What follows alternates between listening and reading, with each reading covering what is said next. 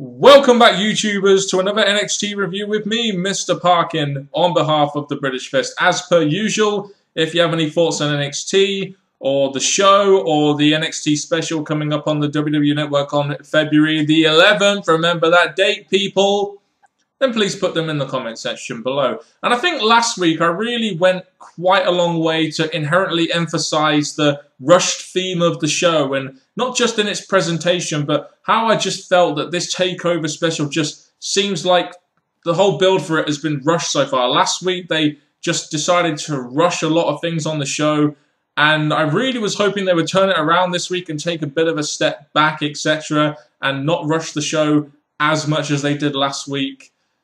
Suppose we'll see by the end of it whether they did or whether they really didn't here, though. Yeah, the rushed theme pretty much continued straight off the bat. We had the Lucha Dragons versus Wesley Blake and Buddy Murphy for the NXT Tag Team Championship. So, last week, Blake and Murphy, they defeated the Vaudevillains, and then one week later, they're getting a title shot, and then they're beating the Tag Team Champions, the Lucha Dragons. Where did this come from?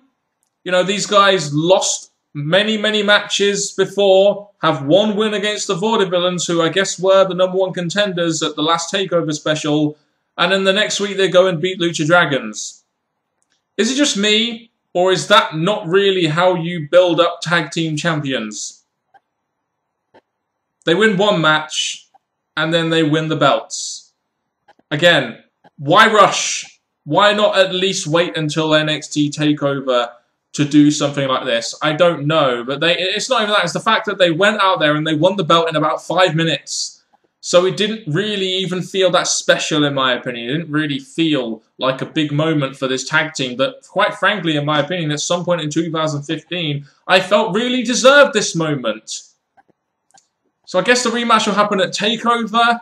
I don't really know, but from the get-go, you know, while to some people this may be a great thing, you know, I'm a massive fan of Wesley Blake and Buddy Murphy, but I just think that their opportunity and their, you know, real shining light should come at a much better time than this, and really should have been done in a much better way than this. The rushed theme continued on this week's NXT. It really did from the get-go. So I'm going to spend this portion of the review talking about everything to do on this show with the NXT Championship #1 Contendership Tournament that they set up last week, which I imagine the finals will be at NXT TakeOver. I said also last week this tournament just felt very rushed, came out of nowhere, and, you know, they're having to have 2 matches on each show, and again, that in itself just makes the tournament feel very rushed, and the matches aren't going long enough, and they're not drawn out enough, and they don't feel as competitive as they really should be, especially considering it's for the #1 contendership for the NXT Championship. But, you know, most of the stuff going into this takeover has just been rushed, so what can you do there? The first match we had was with Tyson Kidd versus Adrian Neville. Before I get into the match, though, it looks like they're doing something different to introduce the Solomon Crowe character. That's what it looked like to me. Maybe he's going to come in and do something big at TakeOver, much like, you know, they had Hideo Itami do, much like they had Baron Corbin do, much like they had Kevin Owens do. So hopefully they're doing all this, you know, glitchy business with the screen to introduce the Solomon Crowe character strongly, to be featured strongly at TakeOver, and really debut the character that way and get him fast-tracked, you know, going into the NXT roster on a high. Well, I do like the way they're introducing him, though. I mean, I heard they were going to give him this hacker gimmick, and I wasn't really too sure they were going to go with it. But it looks like they're going to do something quite similar to that here. So it'll be interesting to see what they do with the character going forward now. Tyson Kidd versus Adrian Neville. Like I said, I must admit, I'm kind of done watching these two in matches, to be honest, because #1, every time Adrian Neville and Tyson Kidd face off, Adrian Neville wins. And he did once again here, and that was the right decision. I'm just a bit tired of seeing these two guys face off. You know, these guys always have good matches. We've seen them wrestle multiple times now. So when I was watching this, I just wasn't all that interested. I've seen these guys face off many times now. I want to see something a little bit fresh. But in these circumstances, I can kind of forgive it because, you know, they kind of had to face off in this tournament.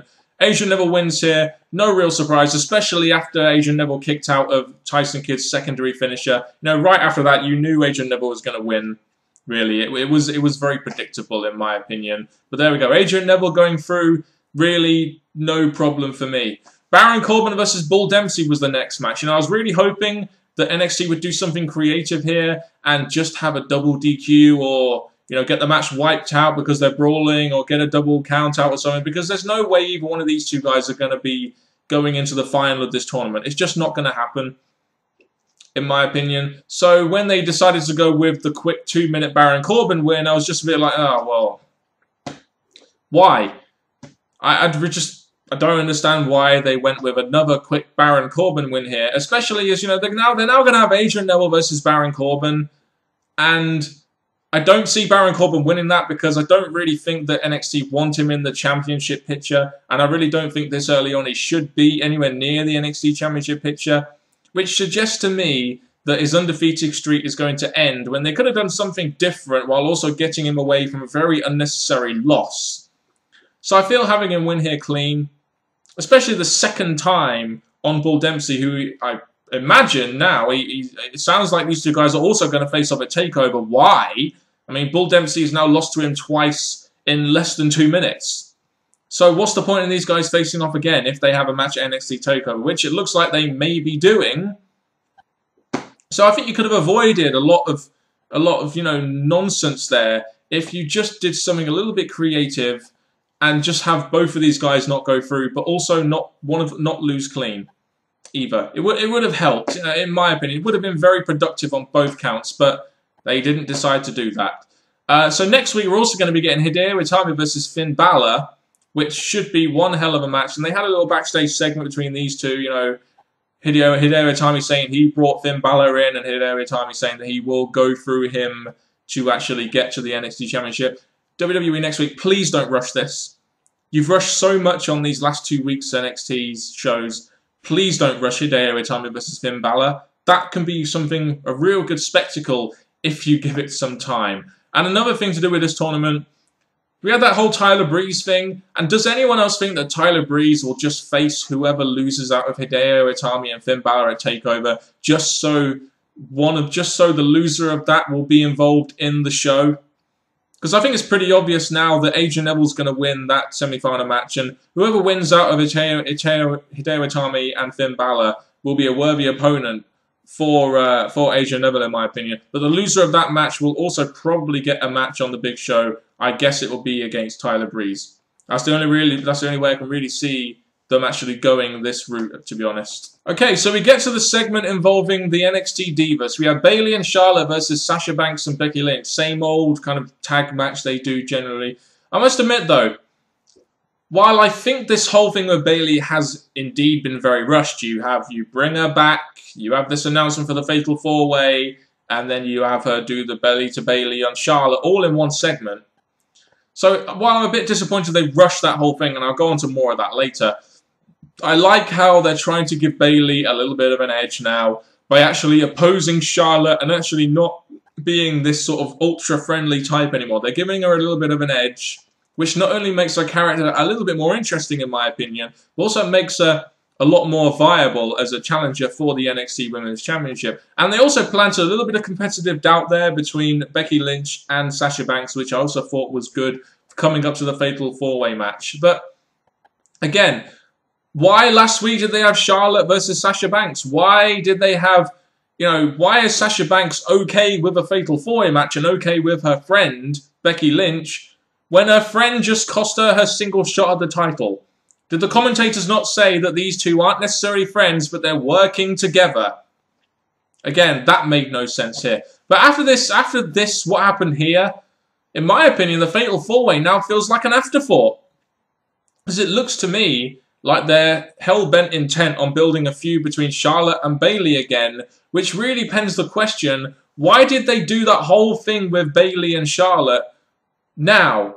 Why not have the Fatal 4-Way here, introduce Bayley, then do the match at TakeOver, do the Fatal 4-Way match at TakeOver, and then afterwards, when you want to build a Charlotte versus Bayley feud, then you do the whole thing involving Charlotte and Bayley, and, you know, Bayley's character, etc. Now, I just feel like the Fatal 4-Way is a little bit of an afterthought.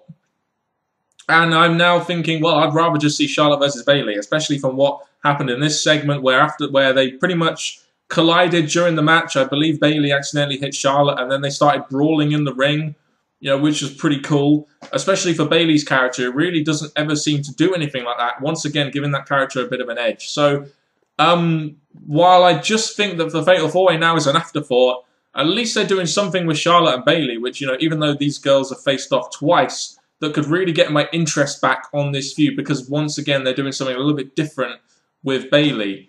Also, big news, Emma is back next week, and she will face Carmella.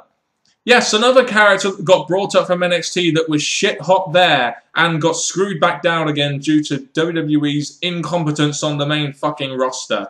Thank you, WWE, for taking this Emma character and just really fucking ruining it to the point where I'm going to find it quite hard to root for her back down in NXT. Fuck you for that, WWE. Seriously. Why is there such a gulfing gap between NXT and the WWE main roster?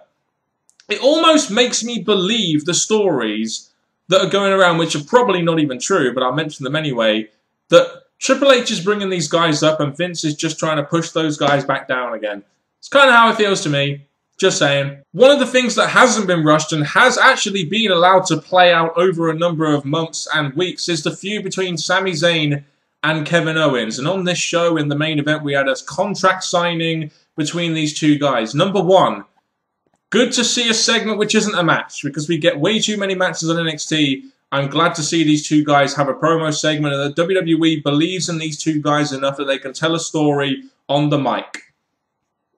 And with the history between these two and how simple the storytelling is, in my opinion, it's no surprise, really, that Sami Zayn went out there and cut a very good promo on his history with Kevin Owens, etc., and why he wants to pretty much kick his ass at NXT TakeOver. And the same with Kevin Owens as well. It's no surprise these two are really gelling in this feud, because they've been feuding, you know, in ROH. They've been tag team before. They have a lot of history. It's no surprise they're gelling quite well here.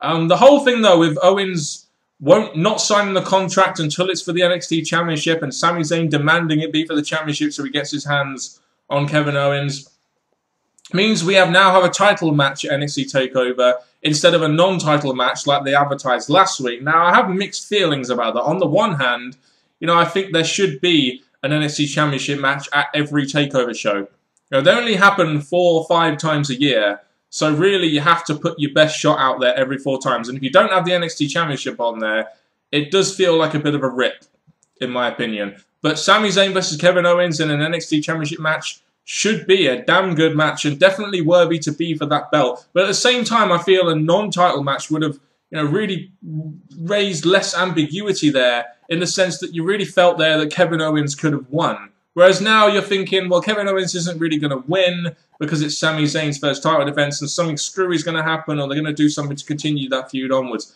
That's kind of how I'm feeling about this, which makes me think that a non-title match would have been a little bit better. Maybe even having it to the point where Owens doesn't get the title shot, but if he beats Sami Zayn, he becomes the immediate #1 contender and gets a title shot, you know, of when he pleases or something. That would have been a good incentive for the Kevin Owens character, but it's going to be a title match instead. So I don't have a problem with it. I just felt like maybe it would have been better if they went a different direction with it. And as for this show overall, you know, last week, like I said, the show felt very rushed. This week, again, there were elements of it that felt very rushed, but it mainly continued on from what happened last week. Like the tag title win.